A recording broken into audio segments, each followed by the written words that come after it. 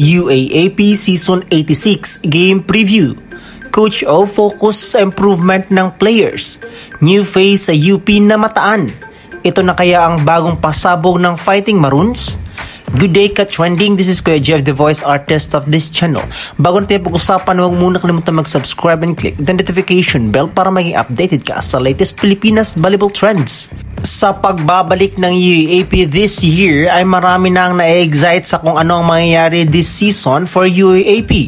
All teams are preparing para man lang makapalag sa mga well-known at bigating team na matagal nang namamayagpag sa UAAP. For now, let's talk about the UP Fighting Maroons. New coach with a new system. Yan nga ang tema ngayon ng Fighting Maroons dahil sa pagpasok ng bagong coach na si Coach Oliver Almandro. Ayon nga sa kanya, I am eager to take this challenge of re-energizing the UP fight in volleyball. There will be challenges, of course, but this is a blessing for me and hopefully, with all the support of the UP community and the guidance of the Lord, kakayanin nating mag-compete.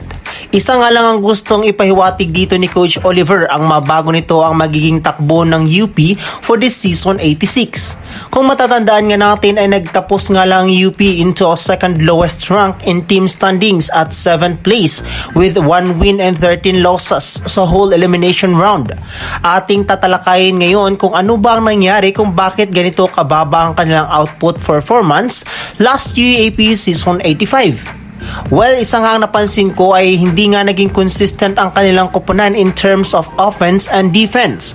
Medyo kulang rin sa mga reliable scorer na pwedeng maging sandalan sana ng koponan.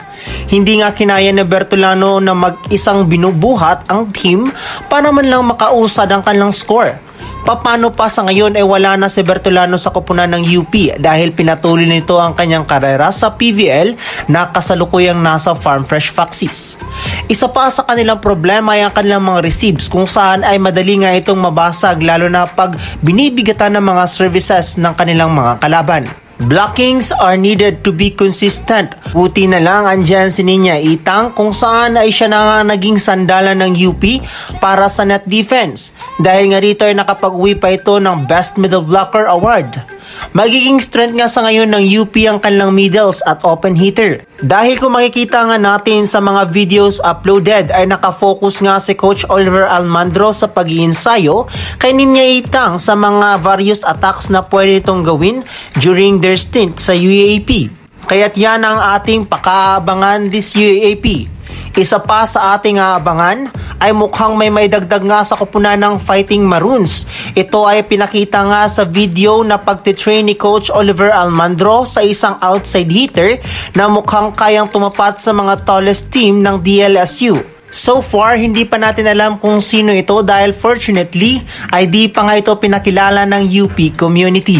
Sa ngayon ay ito pa lang ang ating maibibigay na balita patungkol sa UP Fighting Maroons. Kakayanin kaya nilang pumalag sa NU-DLSU, Adamson at UST? Sa tingin mo bang si Coach Oliver na ang magiging susi sa kanilang success? I-comment mo na yan. So that's it for this video ka-trending. Don't forget to subscribe at hampas notification bell para maging updated ka sa latest ganap ng volleyball sa Pinas. Thanks for watching. Bye for now!